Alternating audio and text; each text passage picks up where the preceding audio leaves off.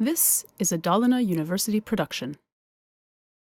This film will give you, as a student, an overview of the processes within a hot rolling mill. The film is made in collaboration with SSAB in Borlänge. Here, the steel material is processed plastically at very high temperatures. Rotating rolls reduce the thickness of the material and produce long strips that can be used for manufacturing products such as steel plates. We will be going through the various stages of the hot rolling process. Each stage requires knowledge and experience to ensure a high-quality product. The material is heated in the reheating furnace, rolled in the roughing mill, coil boxed, roll in a finishing mill, cooled and coiled. Before the slab can be processed, it must be heated. The slab is continuously cast and has the dimensions required for the final product of a correct weight, width, and thickness. These furnaces heat the material to about 1200 degrees centigrade. 2 walking beam furnaces feed the material through the oven.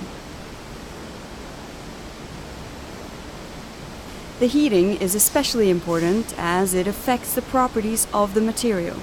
If the material is not sufficiently heated, incorrect material properties will arise.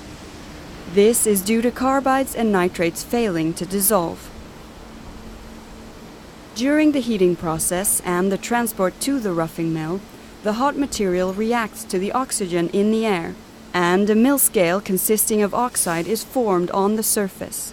If the oxide layer remains on the material during rolling, the layer risks being rolled into the steel material, adversely affecting the surface quality of the final product. The material must undergo a mill scale cleansing before rolling. In order to cleanse the surface, water is sprayed at high pressure, 160 bar.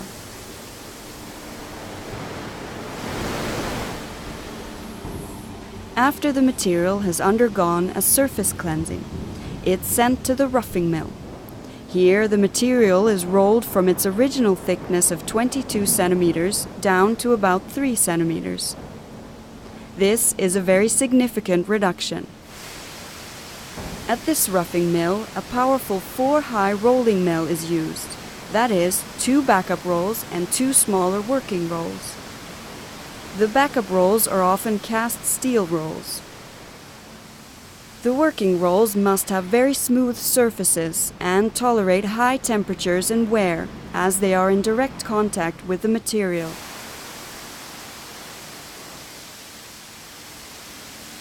This particular material is rolled with 5 passes, where 1 pass means that the material passes through the rolls once. The material is surface cleansed several times during the roughing mill process to remove any new traces of mill scale. In order to control the width of the material, vertical rolls are used. The material is now called transfer bars. After the roughing mill, the transfer bar is rolled up in a coil box. The coil box's primary purpose is to save space, but when inside the coil box, a temperature equalization also occurs. The temperature difference between the ends of the material is minimized as the transfer bar is coiled together. When the transfer bar is removed from the coil box, it has a temperature of about 1050 degrees centigrade. The ends of the transfer bar are cut off and the bar undergoes further mill scale removal. After this, it's time for the next stage, the finishing mill. This mill consists of 6 stands in the shape of 4 high rolling mills. Here, the transfer bars, now called strips, are rolled into a thickness of between 16 and 1.8 millimeters. Between the rolls we see an uplooper, which measures and controls, amongst other things, the line speed and the strip tension. The swinging motion that can be observed is when the uplooper is adjusting itself. In order to control the profile and the flatness of the strips, the working rolls are horizontally adjustable. The first stands control the profile, and in the later stands the flatness is controlled. It's very important to have a correct strip profile and flatness before any post-processing starts.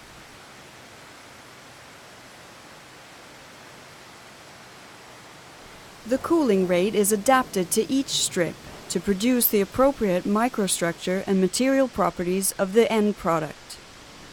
When the strip has passed through the cooling section, it's coiled in. The temperature during coiling varies between 150 and 750 degrees centigrade, depending on the properties assigned to the material. After coiling and the subsequent cooling, the strip can be sold directly to the customer or undergo additional processing stages, for instance cold rolling.